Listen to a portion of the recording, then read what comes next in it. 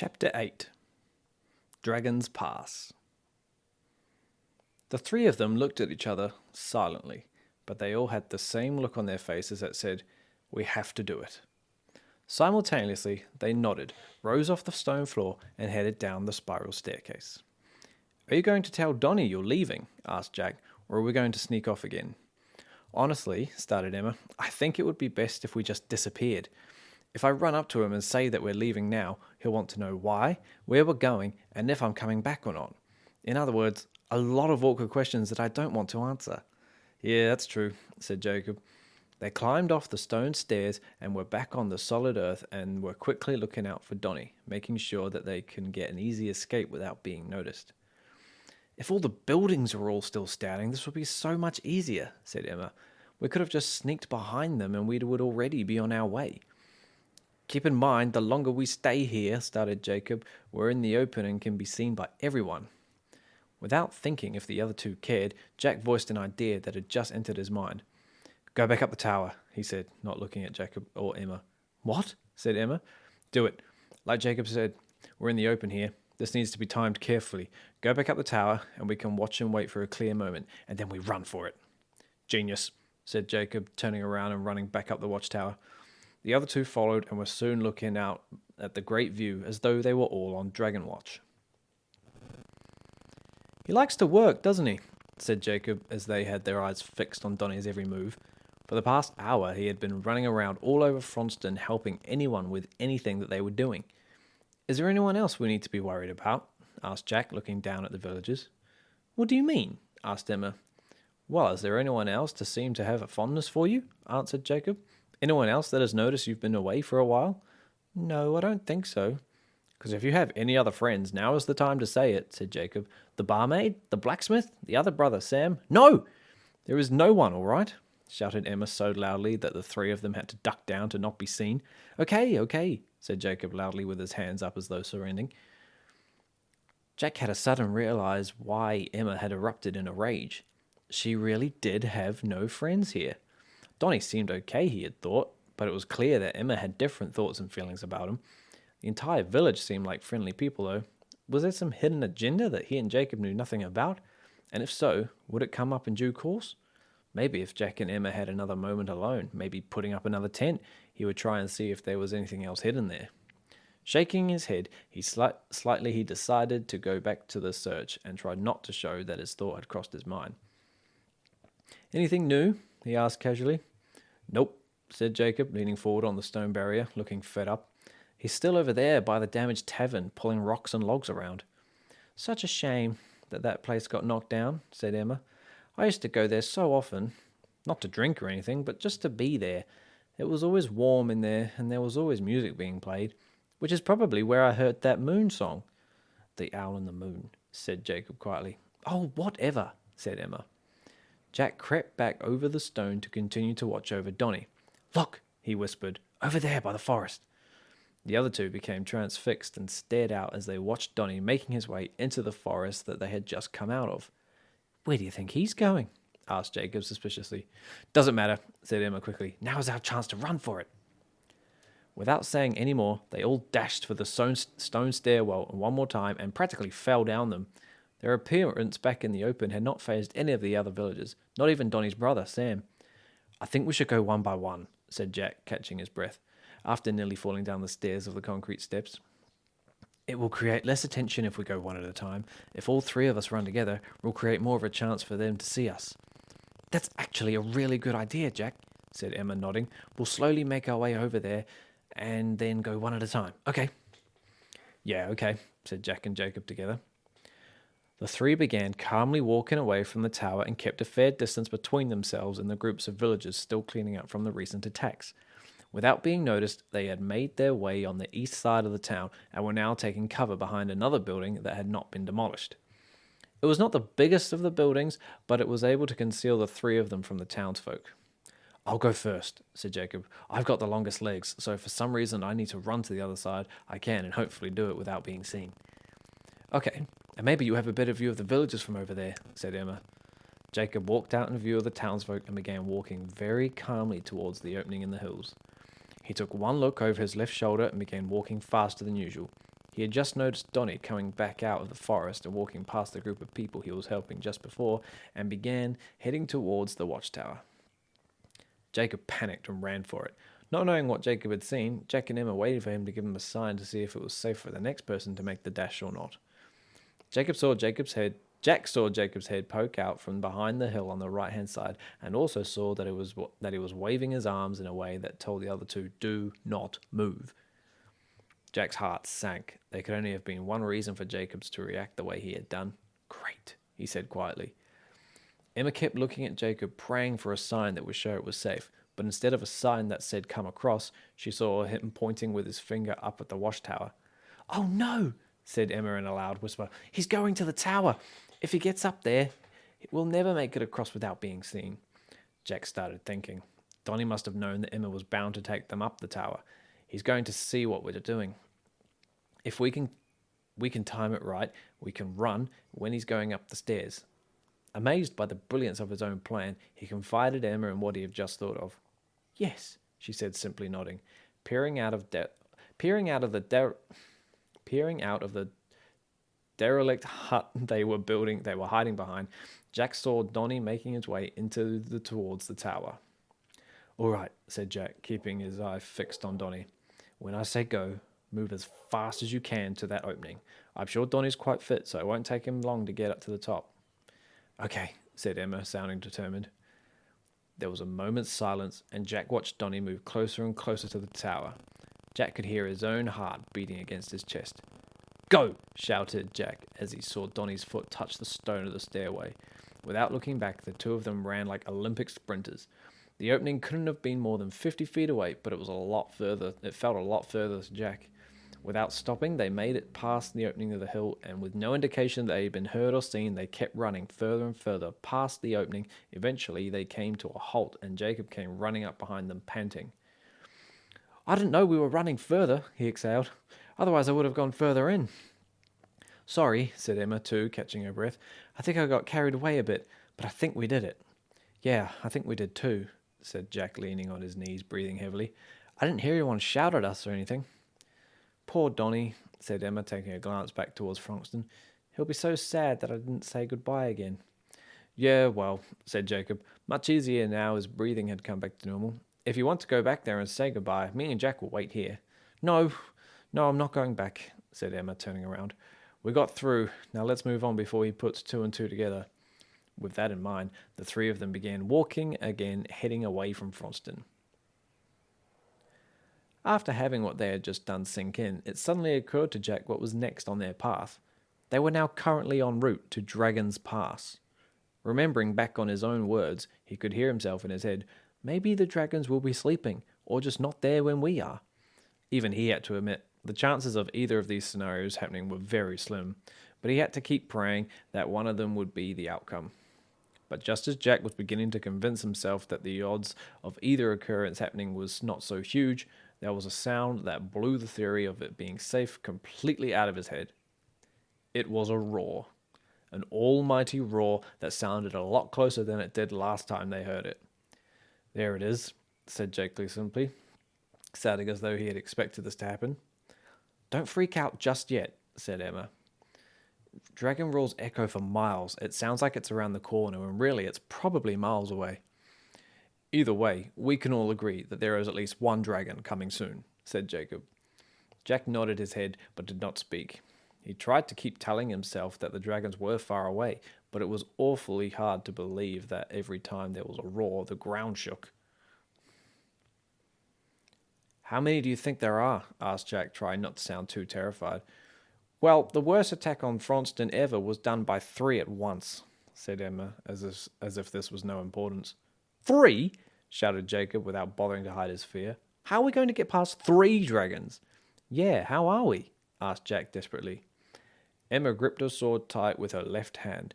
"We'll just have to see what happens," she said simply. Jacob and Jack looked at each other and almost not believing that Emma was going to walk into a family of dragons without even a small plan. Jack had to admit to himself that he thought this idea was both very brave and very stupid.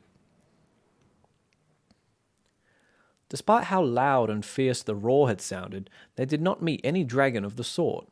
Hills were growing on either side of them and were slowly forming into what looked like grassy mountains. Another enormous roar broke the silence, causing Jack, Emma, and Jacob to come to an abrupt halt. They were definitely nearing the dragons now. Right, so it sounds like they haven't decided to sleep or go off somewhere, said Jacob, hushed. Which means our path suddenly got a lot more interesting, said Emma. Not the word I would use, said Jacob, looking at Emma in disbelief. They kept moving forwards, and Jack couldn't help but notice what looked like footprints appearing all around them. Big footprints. Footprints that were as long as Jack himself. This did not ease his fears one bit. Suddenly, they approached a bend in their path. My money's on them being right around this corner, said Jacob, trying to sound casual. You're probably right, said Jack quietly. What do we do? For the first time since leaving Wrangleton, Emma pulled out her sword without speaking. Jacob pulled out his long, thin axe and held in one hand underneath the blade. Jacob and Emma looked at Jack, completely silent. Jack took out his small, semi-blunt axe, thinking that it was not going to be much good in a ferocious battle against dragons. He looked up at Jacob and Emma. The three of them nodded, and Emma took the first few steps around the bend. The sight was magnificent. In a horrifying way, Jack thought, but nevertheless, it was still magnificent to see. The ground was completely flat and open for miles. Mountains of earth and grass on all sides around them. Several trees were spread out the paths, as well as hundreds of humongous boulders. In amongst this beautiful patch of earth were indeed 3 gigantic dragons, each of different colours, it appeared to Jack. The one furthest to the left was the smallest of the 3, but still massive. It was a shade of the darkest red possible and had 2 white horns protruding out of its head, as well as white spikes coming out of the very end of its tail. The second dragon was resting, it seemed, right in the middle of the pass and was shining white. It reminded Jack of the unicorns from earlier on, except when he looked at the dragon, he wasn't filled with the calm and soothing feeling that the unicorns had given him. It was a feeling of utmost terror. Third and the last dragon on the right of the pass looked, if possible, the most frightening of all, for this particular dragon shone of the blackest black, as dark as night. It had spikes coming out of its spine and carried on down its tail like the red one had several coming out of its tail. Jack, Emma, and Jacob froze. So what happens now? Asked Jack as quietly as possible. This way, Emma said abruptly and darted towards the nearest boulder. She made it over without being noticed and beckoned the other 2 to follow. Jack could not believe how daring she was. He couldn't lie and say it wasn't admiring, but it was indeed very risky. The 2 boys bent low and followed Emma and took refuge behind the boulder. Okay, said Emma. What do you notice straight away? The dragons, said Jack without thinking. Obviously, said Emma exasperatedly. I meant other than that. Immediately we notice that this area is huge. If we are to sneak past them, it can be done. But again, it takes time and precision. Do you think we can do that? Asked Jack, peering out from behind the rock. I honestly do, said Emma. Compared to them, we're tiny. If it went all right, we could just creep past without being noticed. But then if it goes wrong, it's basically the end of us, said Jacob. Right, said Emma, making sure everyone was aware of the risk. If we're going to have any chance getting across, started Jack, I think it should be by one on the left. It's not resting, and there's no way I'm going near the black one. Yeah, I was going to say that, said Jacob, he too taking a look at the black dragon. We could also just hide behind all the boulders and trees, Emma suggested. I mean, there's a lot more things to hide behind out there. By all means, let's stay clear of the black dragon, but if you think you can get past him for some reason, do it. The 3 of them thought about their plans some more, and within several minutes they had all agreed that they would indeed split up and jump between boulders. Each of them going their own ways and worrying about themselves would cause less of a stress as a group and less likely chance of disturbing the dragons. Emma went first and began heading towards the left side with the red dragon. Jacob went next and started running between the boulders in the middle of the area, which had left Jack to focus on the right side. How did that happen? He asked himself. After Emma and Jacob had got their fair distance into the pass, Jack took a deep breath and began his path. He saw his first safe point. a lonely boulder some 20 feet away. He ran, slamming his body against the back of the rock. He heard no sound of dragon roar. He had made it safe. Jack looked out to the left side of the rock to see where he could dash to next, and also to make sure he wasn't running into the other dragons or his friends. Directly in front of them, he saw two boulders sitting next to one another, only further 20 feet away. After the fifth boulder, Jack was starting to think that they might just pull this off, until came the sound that caused everyone's hearts to drop. The white dragon in the middle had spread its large wings and, without knowledge, had collided with Jacob, causing him to scream at the top of his voice and being sent flying back 50 feet. The white dragon watched Jacob, causing him to scream.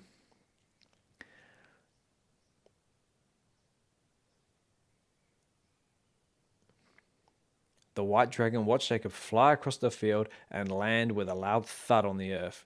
Jacob got to his feet and froze. The two of them made eye contact, and without any build-up, the dragon pointed its head towards the sky, gave an ear-deafening roar, and fire burst out of its mouth. Jack didn't know what to do. Did he run out of his safe place? Did he run out of the safe place and expose himself to the dragons, or would he simply sit here and watch his friend die? With the picture of Jacob being eaten by dragons, Jack gripped his pitiful axe and ran out from behind his rock to join Jacob in the front of the white dragon. It was obvious that once he had stopped running and was now face to face with the creature, he had never ever regretted a decision more than this one. "What are you doing?" shouted Jacob at Jack over the dragon's roar. "I have no idea," yelled Jack back at Jacob. At that point, the other two dragons made themselves known by roaring into the sky and two breathing fire. Jack had never been more terrified in his life. Right in front of him were three ferocious beasts who would surely dispose of them with ease. Jack thought of his father and mother. He would never see his father again, but then on the other hand, he would be reunited with his mother. The thought of this comforted Jack. Just as he was embracing the dragons and taking a breath, there was a loud scream from the other side of the pass. Emma had come charging out of her safe hiding place, yelling at the top of her lungs with her sword raised. At top speed, she ran towards the black dragon, took a swipe at the back of its leg. It had absolutely no effect. The sword merely clanged against the dragon's scales and didn't show any sign that the beast had felt the blade. Frozen with fear, Emma screamed again at the top of her voice. "Run! Run now!" she yelled as the dragon gave another burst of fire into the air. By now, the other two dragons had become aware of what was going on. They too breathed flaming fumes into the air and started to close in on Jack and Jacob. Before they had no escape, Jack shouted at Jacob so as to be heard over the roaring. "Split up!" he yelled. "I'll meet you on the other side." "Are you crazy?" shouted Jacob back at him. "They'll kill us both."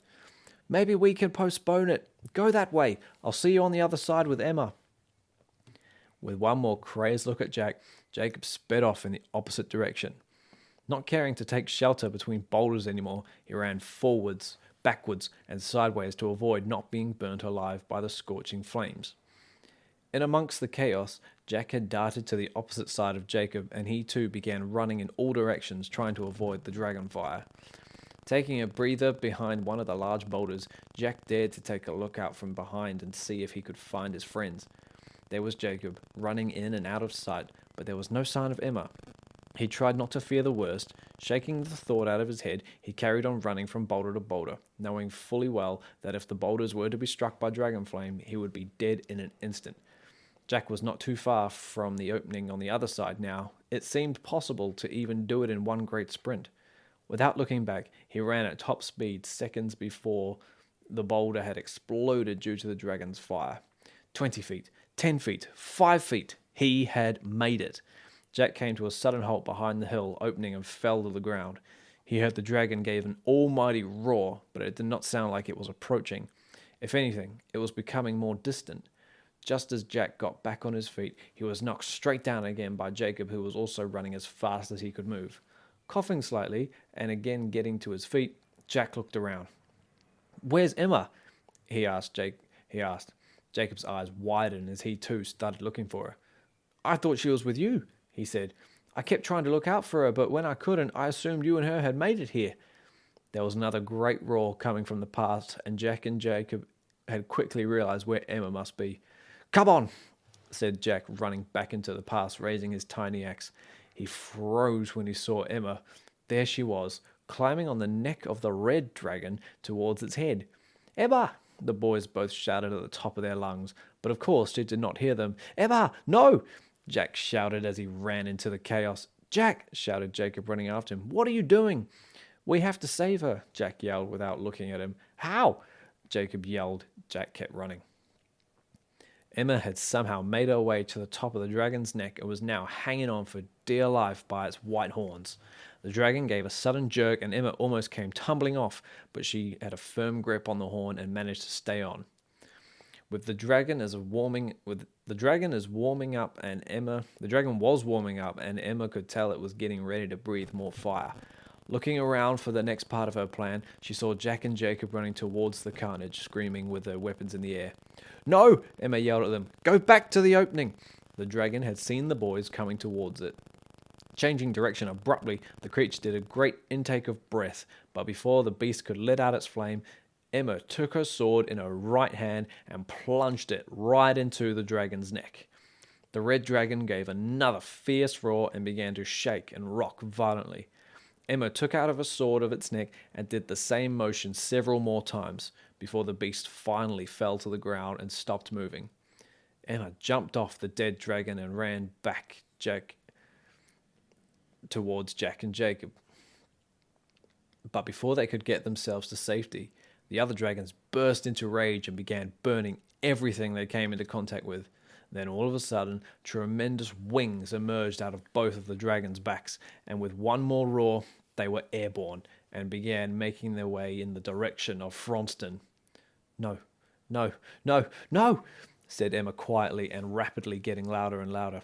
She gripped her sword tight and began running after the dragons, but Jacob was quick enough to fully embrace her to stop her from getting away. No, no, she continued yelling. Let me go. They're going back to Fronston. They'll kill them all. Jacob threw her sword out of her hands and brought her to the ground and held her close against his chest as Emma began to sob. All that could be heard for the next few moments was the sound of Emma's muffled cries as she began to fiercely beat at Jacob's front. Come on, he said to Jack. Let's get out of here quickly before they come back. Jack nodded, picked up Emma's sword, and the two of them, with a reluctant Emma, made their way out of Dragon's Pass and beyond the opening into the green, grassy hill.